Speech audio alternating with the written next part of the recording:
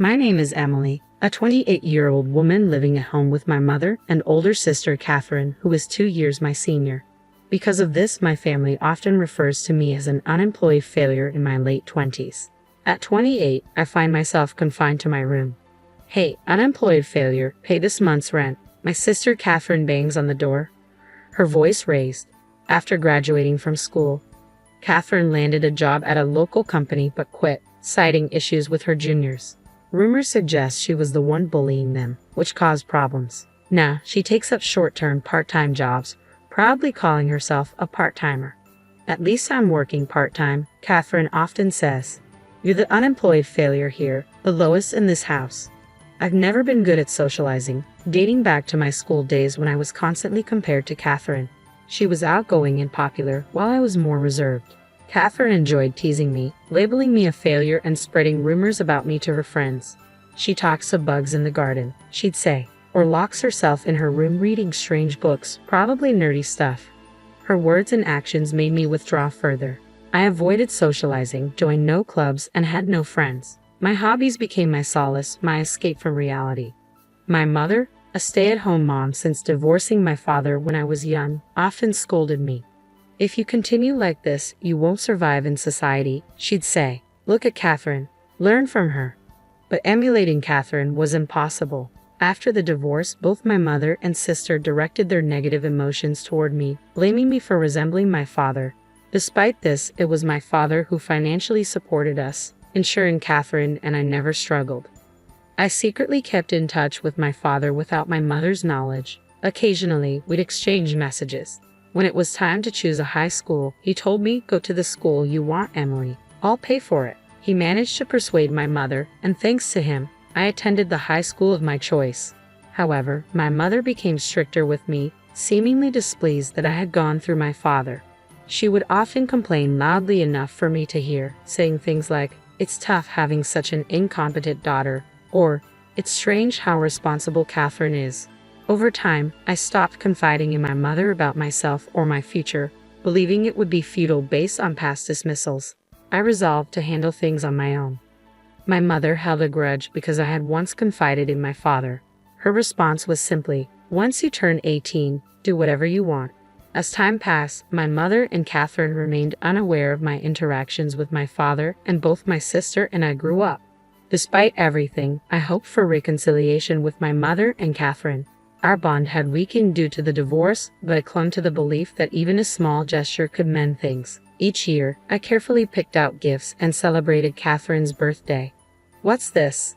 Such poor taste," Catherine would often remark. I attempted to cook meals in the kitchen, but my mother would shut me down with, "This isn't edible. Don't do it again." No matter what I did, I couldn't improve my relationship with them. Years passed, and I began eating out more often. "How can you afford such luxuries? Where are you getting the money?" My mother would scold me. I dodged her questions, simply saying, "I have a part-time job." After turning 22, I began paying rent after my father's financial support ended. Catherine quit her job, leaving both her and my mother with no income. Their financial insecurity seemed to intensify their harassment towards me. I was charged $500 a month for rent and food expenses, while Catherine paid nothing. Despite living under the same roof, we rarely interacted or shared meals. Despite the strained situation, I decided to contribute. My family is in trouble, I thought. I have to help. However, I was shocked to discover something unsettling. I found out that, apart from me, my mother was demanding a monthly allowance of $4,000 from her own parents. Knowing my close relationship with my grandparents, they consulted me about this request. I was taken aback by the amount my mother was asking for, considering my grandparents were elderly and no longer working. Realizing they couldn't afford such a sum regularly, I asked my grandparents to redirect the $4,000 allowance to me instead, intending to pass it on to my mother. I apologized for burdening them with her demands. My grandparents looked apologetic but assured me, "Don't worry about the money. There's a reason we didn't give it directly to your mother." I feared my mother might exploit the situation if she knew I had access to that money. I held on to hope that Catherine finding a new job would ease our financial concerns and restore our family dynamics. With that hope in mind, I continued to pay a total of $4,500. "One more thing, Emily," my mother announced with a smirk. Mom and I are moving to a new apartment soon. Which new apartment? I asked cautiously. Catherine proudly handed me a brochure of a luxury high-rise. Here, it's amazing, isn't it? The location, amenities, and view were indeed top-notch, but I couldn't fathom who would pay for it or why they were moving there. After all, Catherine only worked part-time jobs. Lost in thought as I examined the brochure, Catherine remarked, "I might let you live there too." "You? Live there too?" she taunted. "You're unemployed trash who can't do anything without us, right? Well, if you insist, I might consider letting you live there." "What will happen to this house?" I asked. "We'll start the selling process and put it on the market within a month," Catherine replied, dismissing my concerns. Ignoring Catherine's remarks, I had been feeling our current house was cramped. While evaluating whether the condo was worth its price, I decided to consult a friend knowledgeable about real estate investment. He's a friend from my student days, I explained to my mother and Catherine later. His comment was, "I think it's a decent property," and that convinced me. My mother and Catherine exchanged glances, clearly thrilled. It seemed they had always intended for me to foot the bill. "Well then, we need to start the paperwork immediately," my mother said cheerfully. "You, the shed-in, can use this as practice to get out and handle it," Catherine added with a smirk directed at me. Despite their remarks, I had already planned to go ahead with the purchase, so I didn't argue. I immediately contacted the real estate agency, went to their office, and proceeded with the purchase, not just the rent. When I returned home and informed them that I had completed the procedures, both my mother and Catherine cheered loudly. Ignoring their noise, I quickly retreated to my room. A few days before the scheduled moving day, I found a note on the boxes containing my belongings saying, "No need to transport." "What's this about?" I asked my mother and Catherine. They were casually sipping tea, already done with their preparations. Catherine feigned ignorance. "It's your stuff, right?" "Oh, aren't we moving tomorrow?" I questioned. "Only Mom and I are moving to the condo. We've decided to sell this house. You need to leave ASAP. We're leaving you behind because you're bad luck. You can't be unemployed forever. Stand on your own 2 feet," my mother added, making cutting remarks. "I see," I simply replied and returned to my room. On moving day, my mother and Catherine's belongings were swiftly packed and taken out. They were excitedly bragging to the movers, "We're moving to a condo with an amazing night view." Of course, they completely ignored me. I stayed in my room, focused on my work. A few hours later, my phone started ringing incessantly. "Hello?" "Hey, unemployed trash, what's going on?" Catherine's voice pierced through the phone. "They told us the contract isn't set up. Emily, didn't you handle the paperwork? I thought you could at least manage that, you useless piece of junk." The shouting was so loud that I instinctively moved the phone away from my ear. "Well, I did handle the paperwork," I replied calmly. "What do you mean? They told us we aren't the current leaseholders." Catherine's voice grew high-pitched and accusatory. "I did handle it. I did rent it. I bought it, but since only Mom and you were supposed to live there, I sold it." "Sold?" "That's right. The day they told me I couldn't move with them, I sold the apartment. It was a bit of a hassle, but I didn't want to pay for a home that only you would live in." Their voices sounded like they were arguing over the phone. "Why don't you two just renegotiate the contract?" I suggested. "My naive sister has a point, Mom. Let's renegotiate it for us. We can make Emily pay us back later," Catherine suggested. "Yes, let's do that," my mother agreed. The call abruptly ended. A few hours later, my phone rang again, this time with Catherine's shrill voice. "You schemed something, didn't you?" "What are you talking about?" "I figured as much," I said to them. "Why can't we sign it?" Catherine asked. "I don't know," I replied. "They said something technical, something about not having enough credit or something." Catherine isn't the sharpest tool in the shed. She probably doesn't understand the term credit, I muttered to myself. "They don't trust you to sign a contract," I explained patiently, as if teaching children.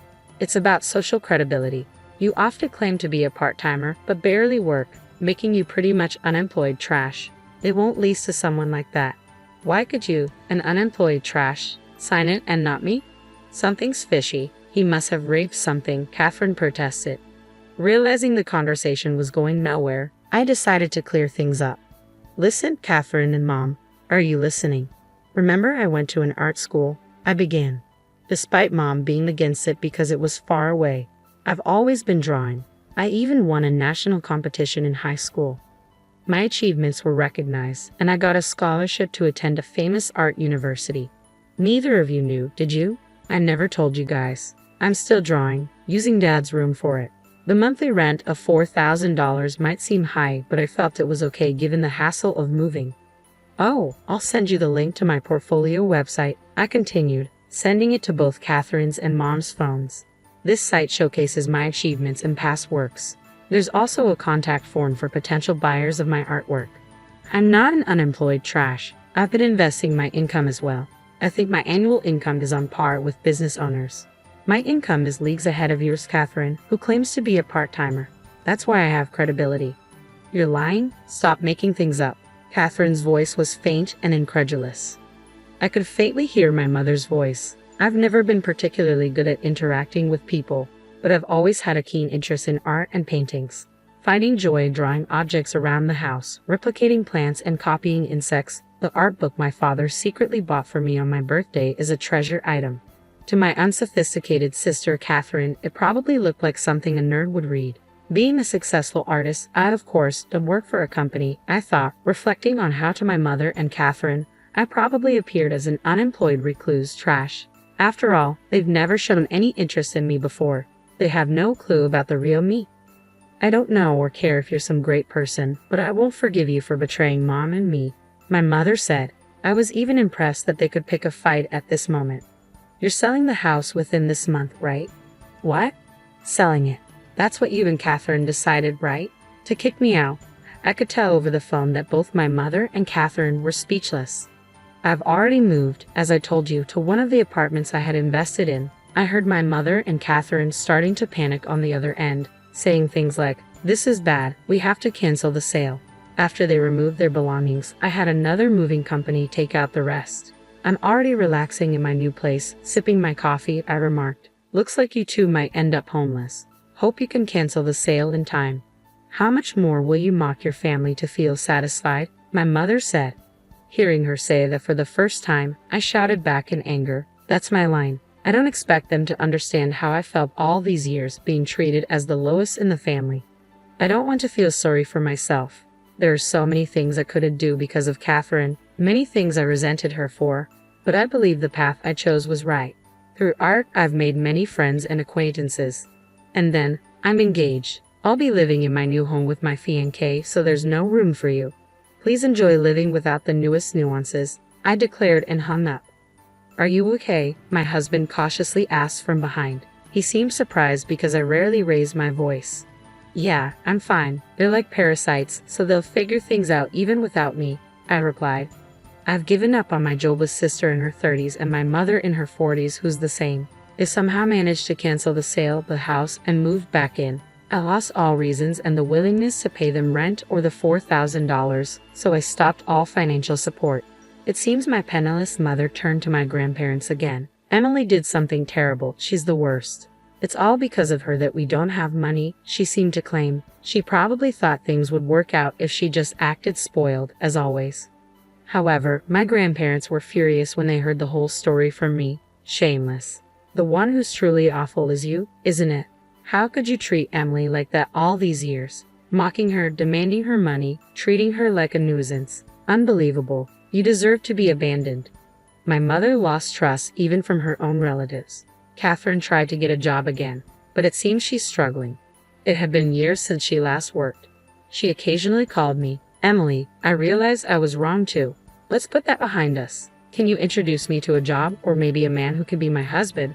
I was wrong too. What does she mean by I was wrong too? As expected, Catherine never changes. Asking for a job is one thing, but including a husband in the mix, she's clearly looking to leech off someone. Sorry, I don't think I know of any jobs or men that would be a match for you, I replied, meaning she's too much to handle.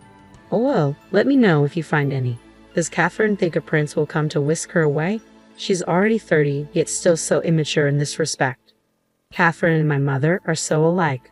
The reason my mother divorced my father was because she solely depended on his income without doing anything herself. My father, having a job with frequent overseas assignments, found it challenging to raise children, so he had no choice but to entrust their custody to my mother. He told my mother to raise us properly since he was providing ample child support. As a result, while my mother doted on Catherine, it seemed she grew to resent me, who took after my father. And now, even I have turned my back on my mother.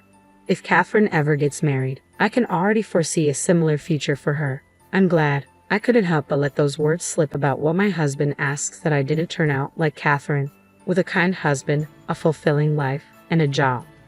I have things that neither my mother nor Catherine possess, especially considering I grew up being treated poorly by both of them.